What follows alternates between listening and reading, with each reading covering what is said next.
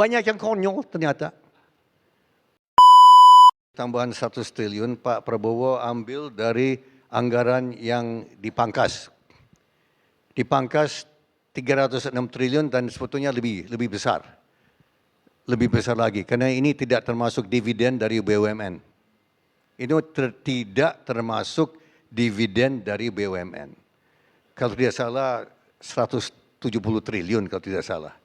Tapi kembali ke BUMN berapa dan tetap ditahan oleh pemerintah cukup besar.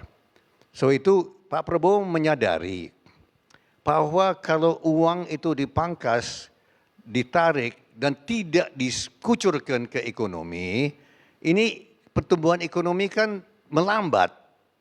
Ya. Prabowo ada keuntungan satu Pak CT. Prabowo adalah anaknya seorang guru besar ekonomi. Prabowo bukan sarjana ekonomi, tapi menurut saya dia lebih menguasai ekonomi daripada banyak sarjana ekonomi. Enggak sungguh. Kenapa?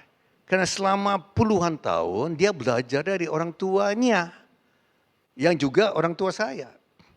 Belajar di meja makan. Belajar dari apa?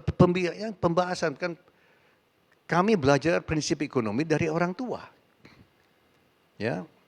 Dan dia tahu bahwa kalau uang tidak di-spend, tidak dikucurkan, tidak dibelanjakan, itu kan bisa menyebabkan kontraksi.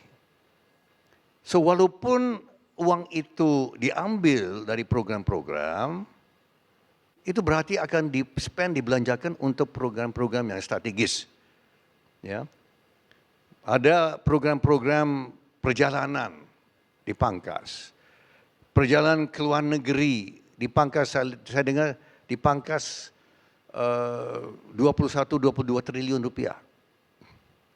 Untuk kunker-kunker ke luar negeri.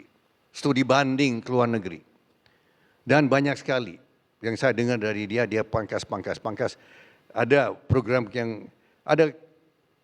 konyol.